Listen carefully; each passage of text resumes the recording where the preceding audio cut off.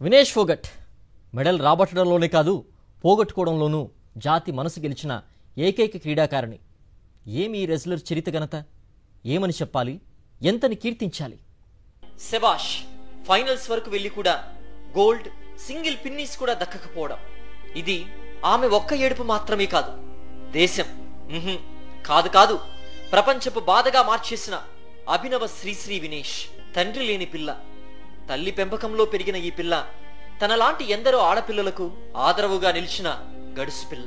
ఇప్పుడు ప్రపంచానికి ఆదర్శంగా నిలవడం కేవలం భారతదేశం మాత్రమే కాదు, ప్రపంచవ్యాప్తంగా ఉన్న ఆడపిల్లలందరికీ ఒక రోల్ మోడల్ గా మారిందనడంలో అతిశయోక్తి లేదేమో.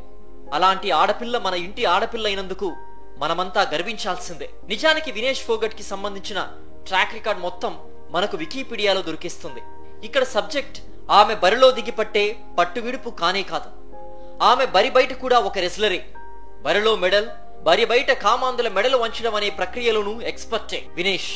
ఈ ప్యారిస్ ఒలింపిక్స్ లో మెడల్ సాధించిందా లేదా అన్న విషయాన్ని పక్కన పెడితే, అన్నం పుణ్యం మెరుగని ఎందరో ఆడపిల్లలపై లైంగిక దోపిడీ చేసిన వారి పాలిట శివంగిలా మారడం ఈ జాతి చేసుకున్న అదృష్టం. ఎవరెలా పోతే మనకెందుకని ఊరుకుండి ఉంటే ఇప్పుడు ఆమె ఇంత ప్రెషర్ ఫేస్ చేయాల్సిన అవసరం ఉండకపోయేది. కొందరు ఆమె ఓడిపోవాలని కోరుకోవడమూ ఉండేది కాదేమో. ఇప్పుడు చూడండి, ఒక కుట్రకోణం బయటకొచ్చింది. బ్రిజ్ భూషణ్ ని భారత రెజ్లింగ్ ఫెడరేషన్ పదవి నుంచి తప్పించే వరకు సాగిన ఆమె పోరాట ఫలితంగా ఎందరో మహిళా రెజ్లర్స్ కు న్యాయం జరిగినా, తనకు ఘోరమైన అన్యాయం జరిగిన విషయం మనమంతా కళ్ళారా చూస్తూనే ఉన్నాం.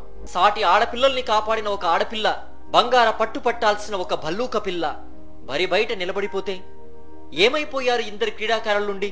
ఏమైపోయారు ఇందరు క్రికెటర్స్ ఉండి? ఏమైపోయారు ఇందరు సెలబ్రిటీలుండి? ఏమైపోయారు ఇందరు భారతీయ క్రీడా నిపుణులు ఉండి? ఒక్కరు కూడా ఆమె వైపు నిలబడకపోవడం ఏమని అర్థం చేసుకోవాలి? ఎక్కడో ఒక అమెరికన్ ఒలింపియన్ ఆమెకు కనీస రజతమైనా ఇవ్వండని ఇలిగెత్తితే కూడా మన ఆరాధ్య క్రికెటర్లు గాని ఇతర క్రీడలకు సంబంధించిన స్టార్ ప్లేయర్స్ కనీసం ఊవా అనకపోవడాన్ని ఏమని ఊహించుకోవాలి? ఈ దేశంలో ఆడపిల్లలకు ఆత్మస్థైర్యం కల్పించడమే నేరమా? ఇక్కడ ఈ క్రీడాకారులు మగ దురహంకారాన్ని ప్రదర్శించారని అర్థం చేసుకోవాలా? మైనర్ బాలికను కూడా వదలకుండా జరిగిన ఆ లైంగిక దాడికి వ్యతిరేకంగా పోరాడమే వినేష్ చేసిన తప్పిదమా అంటూ కొందరు మహిళా పక్షపాతులు వేస్తున్న ప్రశ్నకు మన దగ్గర అసలు ఆన్సర్ ఉందా? మనమేనా? అసలు ఏమైపోయాయి? ఎత్ర నార్యంతు పూజ్యంతే రమంతే తత్ర ఘాయస్తు దేవతః అని సంస్కృత సంస్కారవంతమైన వ్యాఖ్యాన సారాంశాలు. అర్ధరాత్రి ఆడది నిర్భయంగా నడిచినప్పుడే అన్న బాపూజీ కన్న కలలు కళ్ళలవుతూనే ఉండాల్సిందేనా? ఒక ఆడపిల్ల ఫ్లడ్ లైట్స్ వెలుగుల్లో ఆ ప్రపంచ ఒలింపిక్ క్రీడాకు గ్రామంలో భోరున విలిపిస్తుంటే 150 కోట్ల మేర మనమంతా ఉండి కూడా ఆమె నిస్సహాయరాలేనా? సారే జహాసే అచ్చా అన్నారే, అంత గొప్పగా మనం ఎందుకు లేం? కేవలం అవి అక్షరాల్లోనేనా? ఆచరణలో సాధ్యం కాదా? ఒక పక్క ప్రపంచంలోనే బలమైన అతిపెద్ద ఆర్థిక శక్తిగా ఉండి ఒలింపిక్ క్రీడలు నిర్వహించలేని పరిస్థితి, మరోపక్క ఇందరుండి పట్టుమని 10 ఒలింపిక్ పథకాలు కూడా గెలవలేని దుస్థితి.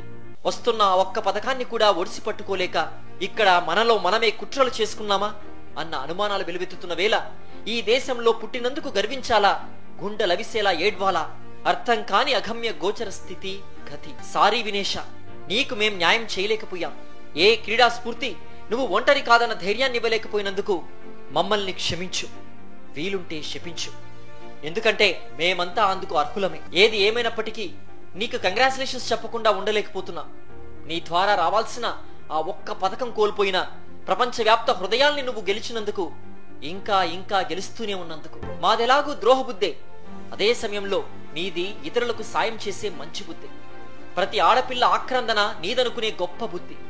దేశానికి రావాల్సిన స్వర్ణ పథకాన్ని వదిలావు కానీ ఆడపిల్లలకు అండగా నిలిచి ఆది శక్తిగా అవతరించే ఆ గొప్ప స్ఫూర్తిని మాత్రం ఎప్పటికీ వదులుకోకు. ఇట్లు ఓ సగటు భారతీయుడు, బడుగు బలహీన భారతీయుడు, ఒక ఆడపిల్ల కన్నీళ్లను తొడవలేని నిస్సహాయ భారతీయుడు. ఇప్పటికింతే.